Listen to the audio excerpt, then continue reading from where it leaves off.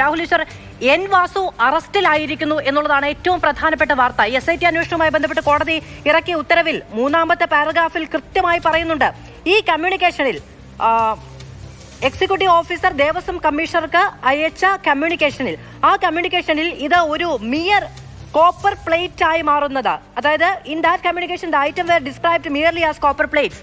അവിടെയാണ് ഈ രസതന്ത്രം നടക്കുന്നത്, ഈ മാന്ത്രികത, ഈ ഇന്ദ്രജാലം നടക്കുന്നത്. അവിടെ കൃത്യമായി കോടതി പൂട്ടിട്ടിരിക്കുന്നു. ഇതായപ്പോൾ അറസ്റ്റും ഉണ്ടായിരിക്കുന്നു. വളരെ സുപ്രധാനമായൊരു സ്റ്റെപ്പാണ്. കാര്യം ഇതുവരെ ഉള്ളതിലെ ഏറ്റവും ഹൈ റാങ്കിങ് ഒഫീഷ്യലാണ് ശ്രീ വാസു. അദ്ദേഹത്തെ വർഷങ്ങളായി വ്യക്തിപരമായിട്ട് അറിയാം. വ്യക്തിപരമായി അദ്ദേഹത്തെ അപമാനിക്കുകയല്ല, പക്ഷേ ഇത്രയും വലിയൊരു കൊള്ളയ്ക്ക് അദ്ദേഹം കൂട്ടുനിന്നു. അതിന്റെ ഭാഗമായി എന്ന് പറയുന്നത് മനസ്സ് വേദനയോടെയാണെങ്കിലും അദ്ദേഹത്തിന്റെ അടക്കം അറസ്റ്റ് വിശ്വാസികൾക്ക് ആശ്വാസം നൽകുന്ന ഹൈക്കോടതിയുടെ അന്വേഷണം, ഹൈക്കോടതിയുടെ നേരിട്ടുള്ള നേതൃത്വത്തിലുള്ള അന്വേഷണം ശരിയായ ദിശയിലേക്കാണ് പോകുന്നതെന്നുള്ള വലിയ സൂചനയാണ്. ഒന്ന് ആലോചിച്ച് നോക്കുക. അതായത് 2019 ആദ്യ സമയങ്ങളിൽ വളരെ ബോധപൂർവമായി ഗൂഢാലോചനയിൽ ഏർപ്പെട്ട് സ്വർണം ചെമ്പാണ് എന്ന് മാറ്റി എഴുതി 39 ദിവസങ്ങൾ ഉണ്ണികൃഷ്ണന്റെ നേതൃത്വത്തിൽ ഈ സ്വർണം പതിച്ച ചെമ്പ് പാളികൾ കൊണ്ടുപോകാൻ അനുവാദമൊക്കെ കൊടുത്ത് കൃത്യമായൊരു മോഷണത്തിന് അവസരം നൽകുകയും നേതൃത്വം നൽകുകയും ചെയ്ത കണ്ണിയിലെ ഒരാളാണ് ഇദ്ദേഹം എന്ന് പറയുന്നത് എത്രമാത്രം ഞെട്ടിക്കുന്നതാണ്. ഒരു കാര്യം ആലോചിച്ചു, എത്രമാത്രം ആഴത്തിലാണ് ഈ റോട്ട് പോയിരിക്കുന്നത്. നമുക്കെല്ലാം അറിയുന്നത് പോലെ ബഹുമാനപ്പെട്ട നമ്മുടെ മുഖ്യമന്ത്രിയുടെ ശ്രീ പിണറായി വിജയൻ അവരുടെ അടുത്ത ആളാണ് ഇദ്ദേഹം. ഇദ്ദേഹത്തെയാണ് സുപ്രീം കോടതിയിലെ കേസ് ഒരർത്ഥത്തിൽ അട്ടിമറിക്കാൻ ശ്രീ പിണറായി വിജയൻ അവർ ഇട്ടത്. അതായത് അഫിഡവിറ്റിൽ പോലും എഴുതാത്ത കാര്യങ്ങൾ സുപ്രീം കോടതിയിൽ റേസ് ചെയ്യിക്കാൻ അന്നത്തെ ദേവസ്വം ബോർഡ് പ്രസിഡന്റ് ആയിരുന്ന പത്മകുമാർ സാറിനെ മറികടന്ന് ഡൽഹിയിൽ പോയ ആള് വാസു സാറാണ്. അതിനുശേഷം വാസു സാറിന് അതിന്റെ ഒരു ഗിഫ്റ്റ് കൂടിയായിട്ടായിരിക്കണം തിരുവിതാംകൂർ ദേവസ്വം ബോർഡ് പ്രസിഡന്റുമാക്കി. ഇപ്പോൾ നമ്മൾ കാണുന്നത് വാസു സാറിൽ അവസാനിക്കില്ല. കാര്യം ഒറ്റ കാര്യം ദയവായി മാധ്യമങ്ങൾ ശ്രദ്ധിക്കണം, ഇതൊരു പോളിസി ഡിസിഷനാണ്. അതായത് ഈ മോഷണം എന്ന് പറയുന്നത് നയപരമായൊരു തീരുമാനമാണ്. ശബരിമല അയ്യപ്പന്റെ തനി തങ്കത്തിൽ ക്ലാഡ് ചെയ്ത സാധനങ്ങൾ സ്വർണം പൂശിയതാക്കി മാറ്റിയാൽ ബാക്കിയുള്ളവർ ശ്രദ്ധിക്കുകയും അറിയുകയും ഇല്ല എന്ന ധാരണ ആദ്യം മാതൃഭൂമി ന്യൂസ് അടക്കം പുറത്തു കൊണ്ടുവരുന്ന സമയത്ത് അന്വേഷണാത്മകമായ പല റിപ്പോർട്ടുകളും പുറത്തു വരുമ്പോൾ ഈ പറയുന്ന പത്മകുമാറിനെയോ ഈ പറയുന്ന എൻ വാസുവിനോടോ ചോദിക്കുമ്പോൾ അവർ ആധികാരികമായി നമ്മളോട് ചോദിക്കാൻ ഞാൻ നിരവധി തവണ ഇത് പറഞ്ഞിട്ടുണ്ട്, സ്വർണ്ണമാണെന്ന് നിങ്ങൾക്ക് ഉറപ്പുണ്ടോ എന്നുള്ളതാണ്. ഉറപ്പുണ്ടാകേണ്ട, ഉത്തരവാദിത്തപ്പെടേണ്ട ആളുകളാണ്. ഇതിൽ കൃത്യമായി 16/2/2019 communication executive officer Devaswom commissioner കൊടുത്ത കമ്മ്യൂണിക്കേഷനിൽ ഉണ്ടായിരുന്നത് ഗോൾഡ് ക്ലാഡഡ് എന്നു തന്നെയാണ്. പിന്നീട് ഈ പറയുന്ന കമ്മീഷണർ അത് ദേവസ്വം ബോർഡിന്റെ പരിഗണനയ്ക്ക് വേണ്ടി കൊടുക്കുന്ന സമയത്താണ് അത് കോപ്പർ പ്ലേറ്റ്സ് മാത്രമായി മാറുന്നത്.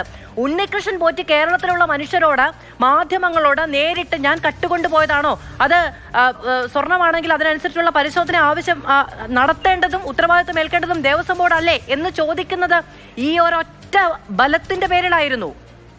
ണ്ടെന്ന് നമുക്കറിയില്ല.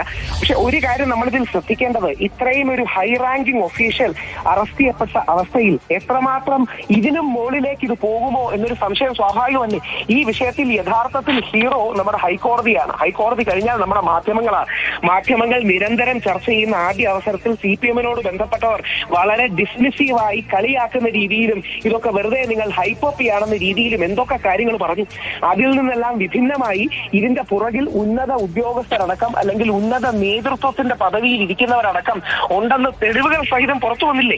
ഹൈക്കോടതി 8ഓളം ഇടക്കാല വിധിന്യായങ്ങൾ പുറപ്പെടുവിച്ചു. അതായത് അതിനോടൊപ്പം ഈ സുഭാഷ് കപൂർ പോലുള്ള അന്താരാഷ്ട്ര സ്വർണ്ണ മാഫിയയുടെ ആൾക്കാരുടെ പേരുകൾ ആ വിധിന്യായത്തിൽ എഴുതി വരെ വെച്ചു. അത്രമാത്രം സീരിയസ് ആണ് ഈ വിഷയമെന്ന് ഹൈക്കോടതി പോലും സൂചിപ്പിക്കുകയാണ്. അതുകൊണ്ട് ഇനിയും ഇതുകൊണ്ട് അവസാനിക്കരുത്. ഇനിയും ഇതിന്റെ മുകളിലേക്ക് അല്ലെങ്കിൽ ഇനിയും ഇതിന്റെ ആഴത്തിലേക്ക് പോകണം. കൂടുതൽ ആൾക്കാരുണ്ടെങ്കിൽ വരണം. ഒറ്റ വരി പറഞ്ഞിട്ട് നിർത്താം. ഇത് എന്തുകൊണ്ടാണ് പോളിസി ഡിസിഷൻസ് പറയാൻ കാരണം, ഇതൊരു ജാഗ്രത കുറവല്ല. ഹൈക്കോടതിയുടെ വിധി തുടങ്ങുന്നത് തന്നെ ഞങ്ങൾ ആദ്യം വിചാരിച്ചത് ഇതൊരു പ്രൊസീജിയർ എറർ ആണെന്നാണ്. പിന്നീടാണ് മനസ്സിലായത് സ്വർണ്ണ കൊള്ളയാണ് നടന്നിരിക്കുന്നതെന്നാണ്.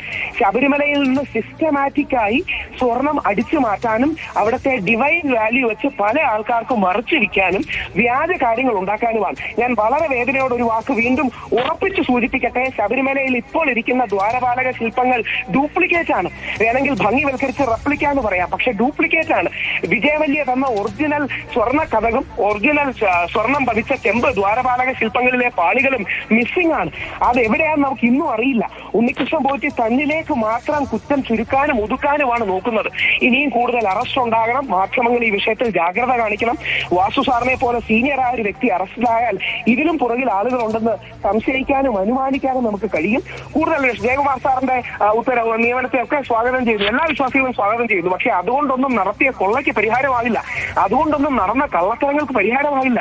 അയ്യപ്പന്റെ സ്വർണം എവിടെ പോയി, ആ ഡിവൈൻ വാല്യൂ ഉള്ള കാര്യങ്ങൾ എവിടെ പോയി, ആർക്കൊക്കെ മറിച്ചു വിറ്റു തുടങ്ങിയ കാര്യങ്ങൾ വരണം.